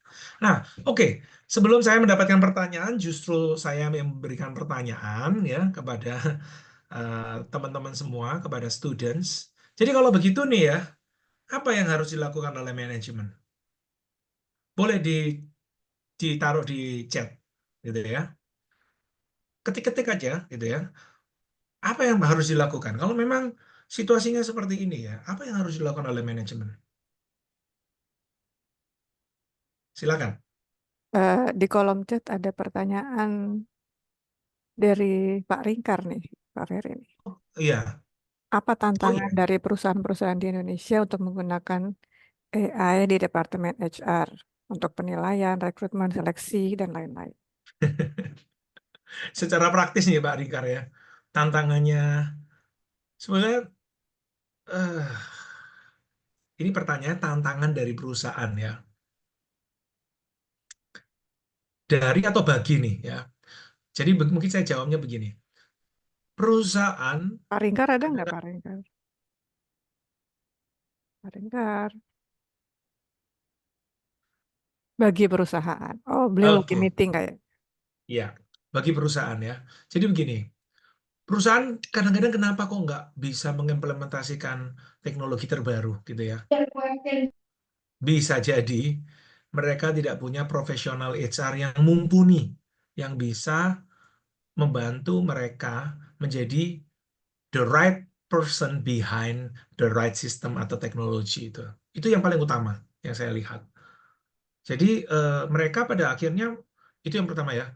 Jadi saat orang profesional yang tidak tepat yang bisa menjalankan teknologi tersebut membuat mereka tidak berani untuk berinvestasi. Yang kedua, bukan hanya tidak berani, mereka sendiri no clue, nggak ngerti sebetulnya saya itu perlu teknologi yang seperti apa, karena mereka mungkin tidak terekspos dengan teknologi-teknologi itu. Ya. Nah, buat profesional yang memang sudah mengerti, yang mumpuni, misalnya contoh saya very eager gitu ya, eager untuk mengimplementasi hal itu, tetapi kadang-kadang tidak mendapatkan dukungan dari top manajemen. Ya, itu menjadi isu yang sangat besar juga. Jadi bolak-balik nih antara top manajemen dengan profesionalnya itu mungkin ada gayung yang tidak bersambut itu tadi. Tapi selama ada profesional HR yang memiliki visi bahwa HR itu ke depan seperti apa dan sebagainya, dan mereka memerlukan teknologi untuk mengenable, memampukan mereka untuk sampai kepada visi itu, maka tugasnya profesional untuk memberikan eh, apa namanya pemahaman kepada top manajemen. Lain urusannya kalau nggak punya duitnya ya Pak Ferry ya. Mm-mm. Iya. Kalau nggak punya duit mah itu ya kita nggak bisa ngomong apa-apa. Tapi Tapi mungkin sebetulnya masalahnya salah satunya tadi yang Pak Ferry bilang kali, data. Nggak ada data digitalnya gitu. Semua masih manual. masih manual, berkas-berkas Iya. berkas gitu. Iya, makanya ya ini tadi banyak orang itu kan ya ngomong tentang revolusi industri 4.0, mesin ngomong sama mesin seperti itu. Tapi bagaimana mesin ngomong sama mesin kalau inputnya itu masih manual semua dan sebagainya. Bahkan ada yang ngomong saya baru mengimplementasi ERP atau bahkan HRIS itu sudah diomong 4.0. Kan kacau. Padahal itu masih 3.0 seperti itu. Mm-mm. Oke, ini ada Angelina. Eh, Kalau menurut saya menetapkan visi misi yang jelas, that's true. Paling nggak kalau kita itu punya visi company yang seperti apa gitu ya, misi yang seperti apa gitu ya. Ya, cuman mungkin Angel, kalau kita ngomong tentang visi misi itu too far gitu ya, karena itu sudah di ranahnya strategic management. Tetapi kalau sekarang kita ngomong kolaborasi antara AI dengan performance management system gitu ya, mungkin visi misi yang dimaksud adalah bukan visi misi organisasi, tapi visi tentang bagaimana performance management system itu ya. Kira-kira performance management system itu roadmap-nya nanti seperti apa? Tahun 2024 saya mau mendigitalkan semua data personel. Tahun 2025 saya mau mendigitalkan semua data kinerja, misalnya seperti itu ya.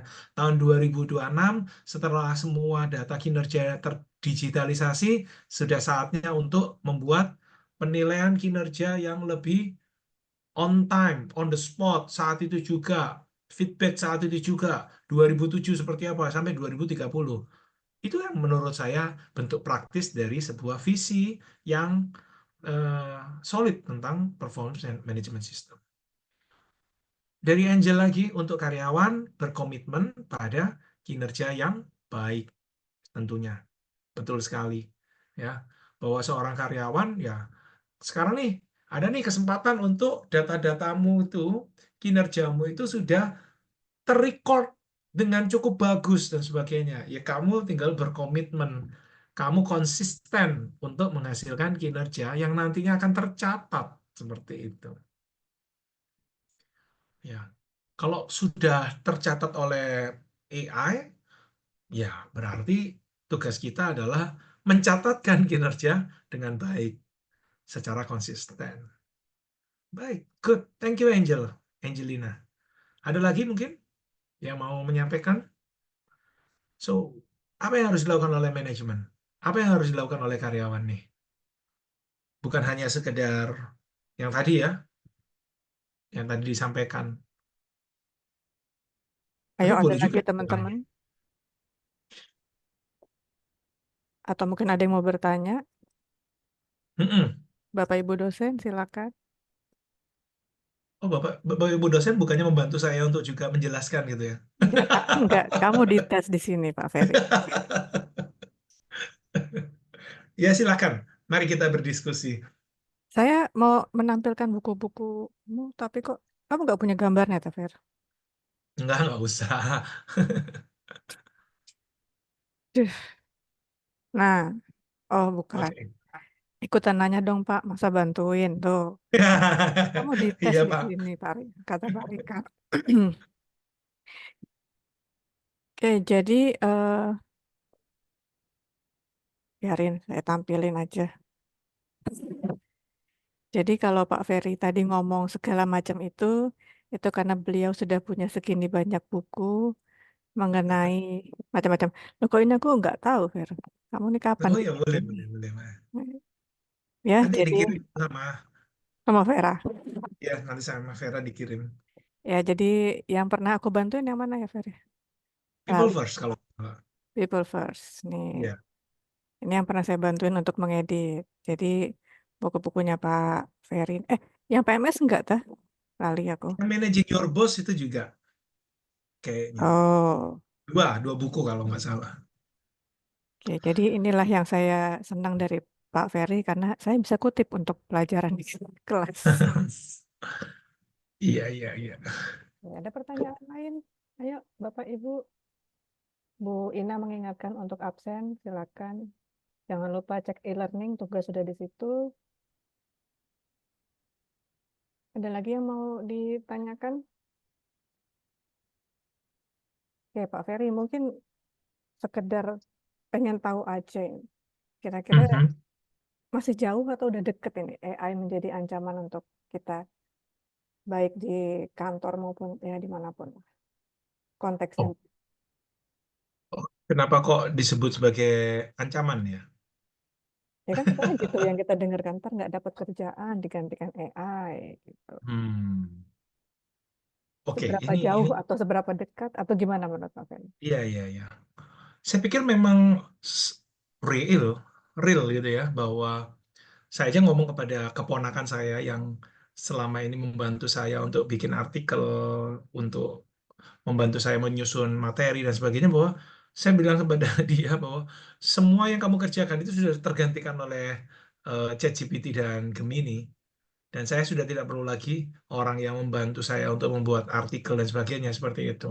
Jadi keponakan saya secara secara apa ya? Secara informal itu udah terpecat gitu ya gara-gara kemajuan teknologi itu. Dan ini yang saya sampaikan kepada keponakan saya bahwa tugasnya lulusan-lulusan baru ini itu adalah akan datang kepada perusahaan dan menyatakan bahwa saya bisa menggunakan AI untuk bekerja lebih efisien. Itu menjadi poin. Jadi bukan kita memusuhi AI, bukan kita kemudian AI itu adalah inevitable eh, advancement gitu ya, kemajuan yang tidak terelakkan, yang memang nggak bisa kita apa ya hindari. Oleh sebab itu ya jangan dihindari, lebih baik justru malah dihadapi, dirangkul, diajak berkolaborasi seperti itu. Oleh sebab itu eh, lulusan baru sebaiknya bekerja sama dengan AI untuk menghasilkan pekerjaan yang lebih berkualitas. Malah ketika saya mendalami bekerja dengan AI ini, saya justru mengharapkan ya bahwa lulusan-lulusan baru itu adalah orang-orang yang bekerja jauh lebih berkualitas dibandingkan dengan kami yang lulus 25 tahun yang lampau.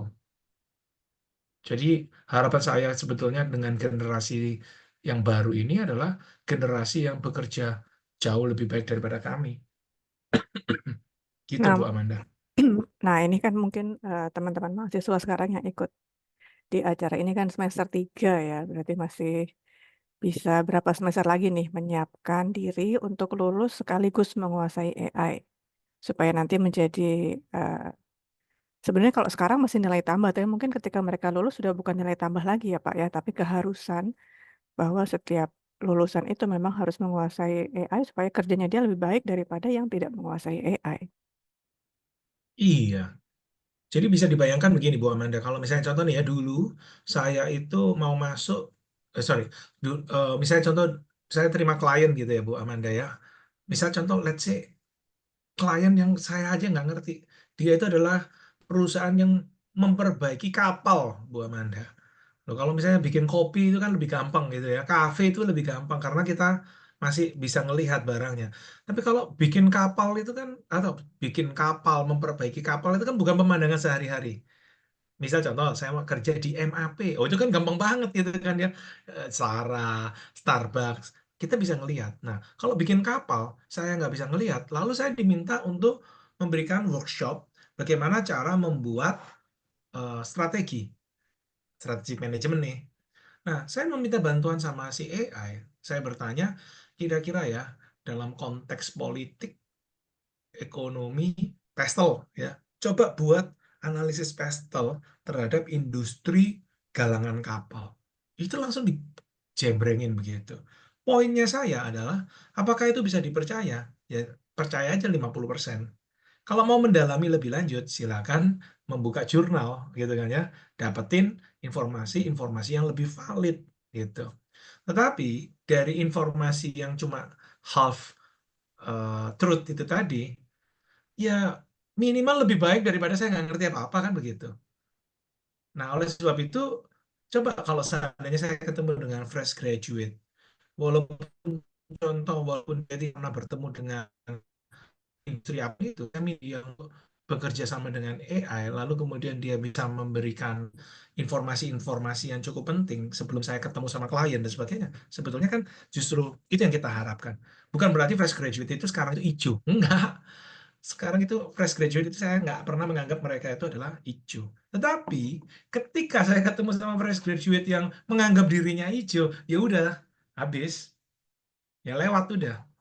Berarti kan saya nggak bisa berharap lebih terhadap lulusan yang baru ini. Tuh, dengar ya teman-teman ya, fresh graduate sekarang nggak hijau loh, sudah harus punya sesuatu untuk Iya, disandingkan. ya. Oke, Dan baik. boleh minta gaji yang mahal. Boleh ya Pak ya. Boleh dong. Kita dulu berapa As gaji long- kita? Wah, kalau gaji saya sih lumayan walaupun terlambat. Sedih ya kalau lihat gaji masa lalu itu. Mm-mm. Teman-teman ada yang mau bertanya lagi? Tidak ada?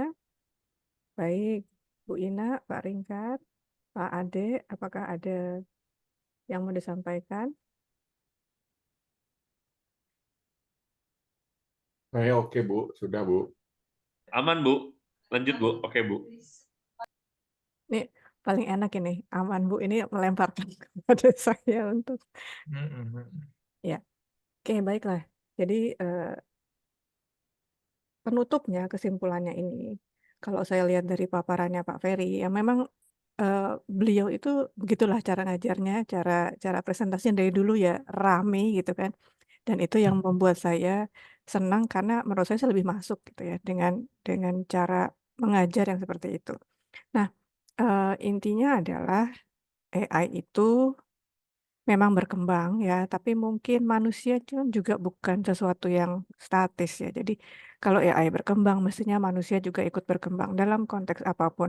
Mau itu pengukuran kinerja, mau itu di dalam kehidupan pribadi. Jadi poinnya sih adalah kita harus bisa memanfaatkan AI itu ya Pak ya, supaya satu mempermudah pekerjaan kita, kedua mungkin menjadikan kita lebih ada nilai lebihnya dibandingkan yang lain. Dan yang ketiga, ya kita akan bagaimanapun kita akan menyongsong masa depan gitu ya. Yang mana itu nanti akan tambah banyak, tambah rumit dan mungkin ya tambah pintar. Jadi eh, poin pentingnya mungkin adalah manusianya juga tetap harus berkembang, tetap harus apa namanya ya, one step ahead mungkin kesedikitan kali ya, berstep-step ahead gitu dibandingkan si eh, AI supaya ya kita tetap eh, menjadi pemimpin apa ya istilahnya kita tetap kita ya yang bekerjanya tuh kita gitu tetap jadikan AI itu sebagai eh, sparring partner teman teman diskusi atau sebagainya tapi decision itu ada di kita kira-kira gitu Pak Ferry ya.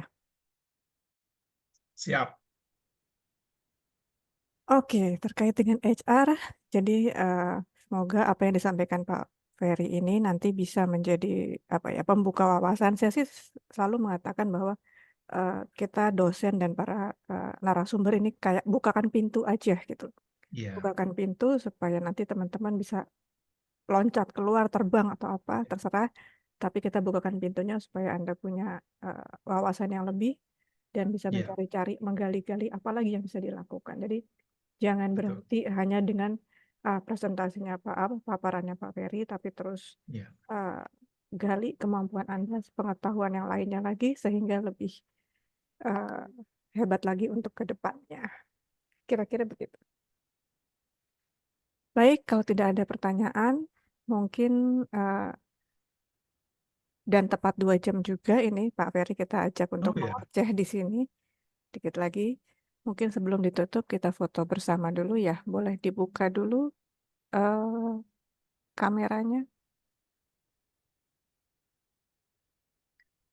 terima kasih juga Bu Ina kesempatannya. Oke, ini ada 312 ya, berarti ada 13 layar ya. Hmm. Senyumnya agak lama karena kita akan pindah-pindah layar. Oke, sudah nyala semua. Layar pertama.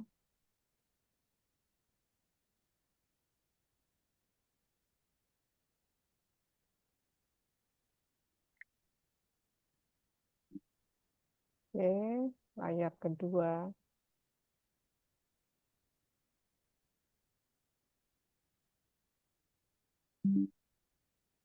Oke, layar ketiga.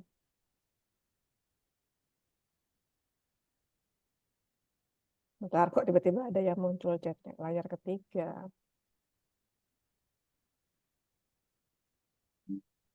Oke,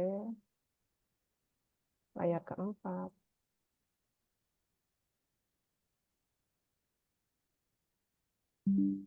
Oke, layar Sampai 5 aja kayaknya, Bu.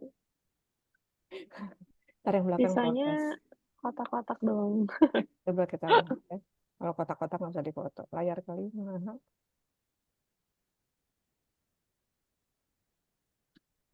Oke.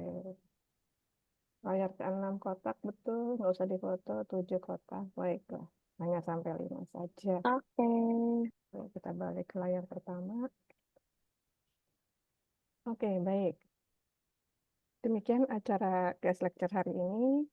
Untuk teman-teman mahasiswa, jangan lupa kita habis ini akan pecah ke dalam grup ya, supaya kayaknya cuma Bu Ina yang ngasih link absen ya, yang lain absen manual. Jadi habis ini kita akan pecah ke dalam grup-grup kelas. Silakan jangan meninggalkan tempat dulu dan saya ingatkan kembali untuk tugas ya. Mungkin para dosen juga perlu saya ingatkan bahwa tugasnya perlu ditampilkan di e-learning secara manual karena nggak langsung masuk. Pak Bu Ina tadi sudah mengatakan, oke, Pak Ade, Pak Ringkar, silakan tugasnya disampaikan di e-learning. Baik, untuk Pak Ferry, terima kasih banyak atas masukannya, atas insight-nya. Semoga nggak bosan-bosan besok kalau saya minta tolong lagi untuk sharing di sini. Dan selamat berjalan-jalan, Pak Ferry mau liburan ke Jepang. Selamat jalan-jalan. Jangan lupa foto yang banyak buat saya. Oke, Oke, thank you Bu baik. Amanda. Terima kasih Pak Ferry. Terima kasih Bapak Ibu dosen, teman-teman semua. Terima Thank kasih you, Pak Pak Ferry. Ferry. Thank you, everyone. Oke, kelasnya saya bagi sebentar. Breakout room. 11 kelas ya. Kita ikuti dari abjad A, B, C, D, E, dan seterusnya. A, room 1, B, room 2, C, room 3, dan seterusnya ya teman-teman ya. Silakan masuk.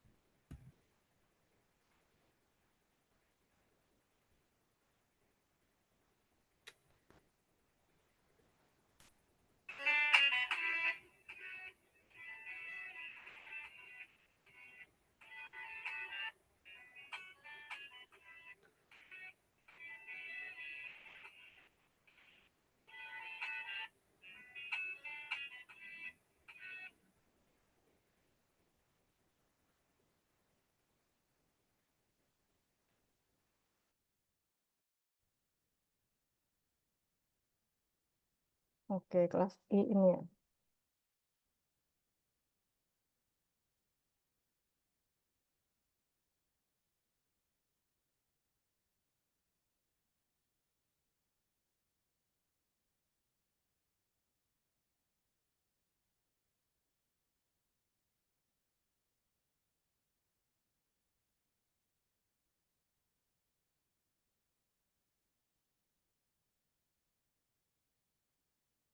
Ini ketua kelasnya siapa ya?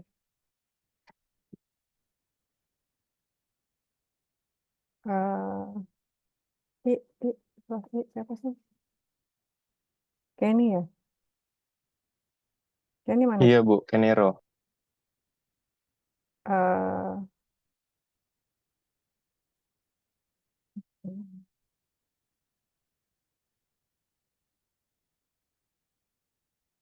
Kenny-nya ada nggak? Mau saya kasih remote control. Kenny, nggak ada. Ini saya absen masuk semuanya aja. Kalau nggak ada, tolong kamu aja, Ken.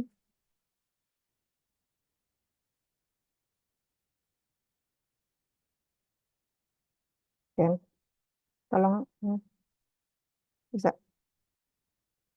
Kenny-nya nggak ada di ruangan, Bu. Nggak, Ken aja. Udah saya kasih ke Ken.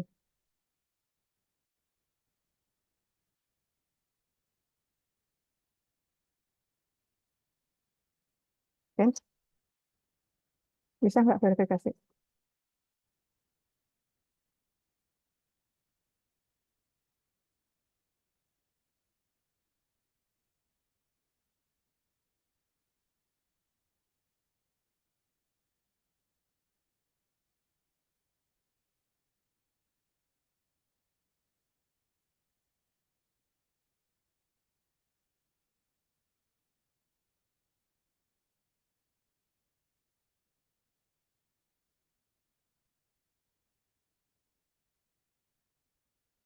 Kamu nggak bisa verifikasi.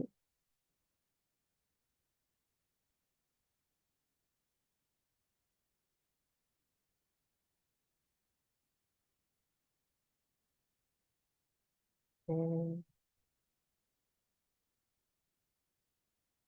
Nah,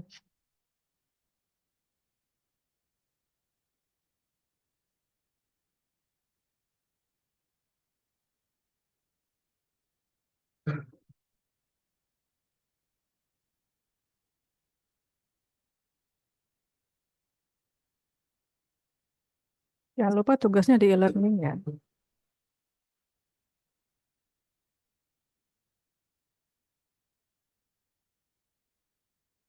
Oke, thank you, Ken.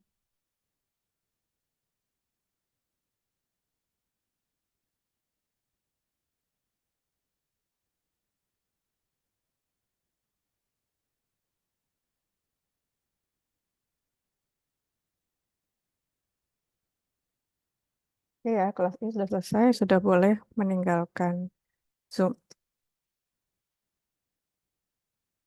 Pagi Bu, makasih Bu. Kasih. Terima kasih, Bu. Terima kasih, Bu. Makasih, Bu. Ibu. Hmm,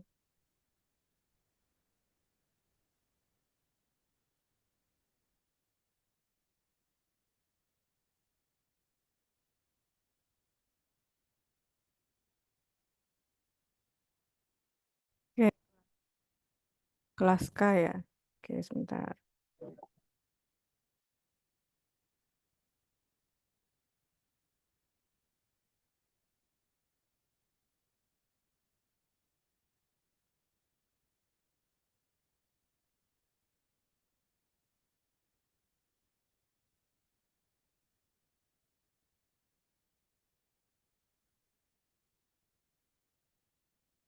Kelas K siapa kontinu?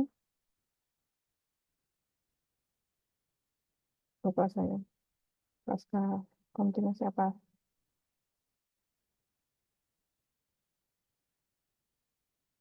Saya boleh, Bu. Siapa tuh saya? Randi, Bu. Hah? Siapa? Gak kedengeran. Namanya siapa? Mau saya kasih remote nih. Randi, Bu. Nah. Hmm,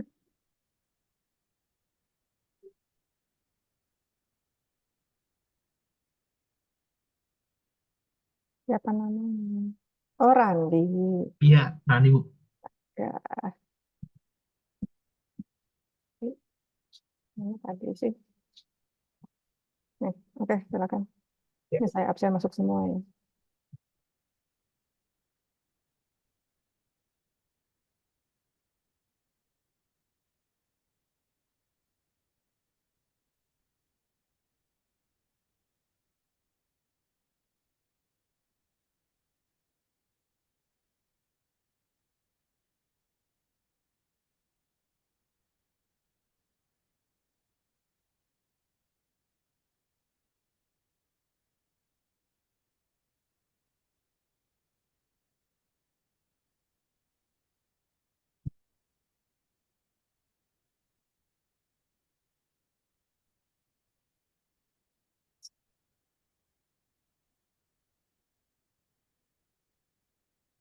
Oke, save ya. Ya baik, Bu. Oke, baik. Sudah absen. Jangan lupa cek e-learning untuk tugasnya ya. Baik, Bu. Terima kasih. Kelas K sudah selesai. Silakan meninggalkan. Makasih, Bu. Makasih, Baik, Bu. Bu. Terima kasih, Bu. Oke, Makasih banyak, Bu. Makasih banyak, Bu. oke. Terima kasih banyak, Bu. Sama-sama.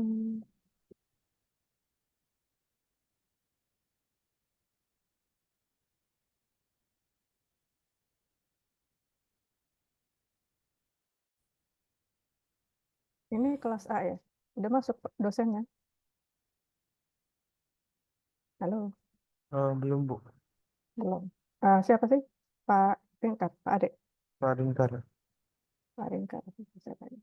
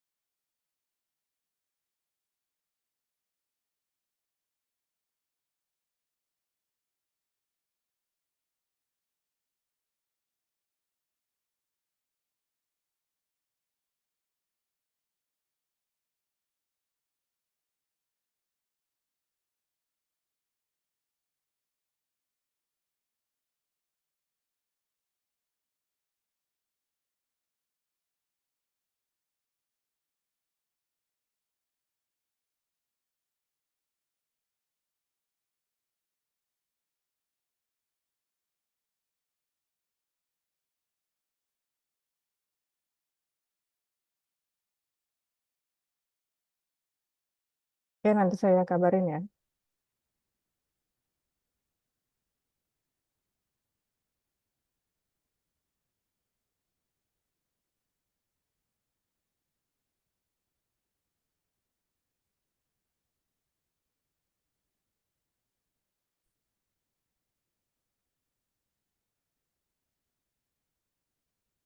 Halo, ini kelas B ya? Kelasnya Bu Ina ya? Iya, Bu. Ya, Bu. Ya, kelasnya Bu Ina tadi absennya udah pakai link tadi ya? Anda udah absen? Linknya di mana ya, Bu? Di chat tadi? Yang di chat umum. Mm-mm. Bentar, Bu. Eh, Nih, Ada. Arci, gue kirim ulang nih. Oke, thank you, thank you. Oh, Ya, kalau sudah absen di situ, Anda sudah bisa meninggalkan Zoom ya. oh, baik, Bu. Oke, Bu. Makasih ya, Bu. Oke, Makasih, Bu. thank you. Thank you ya.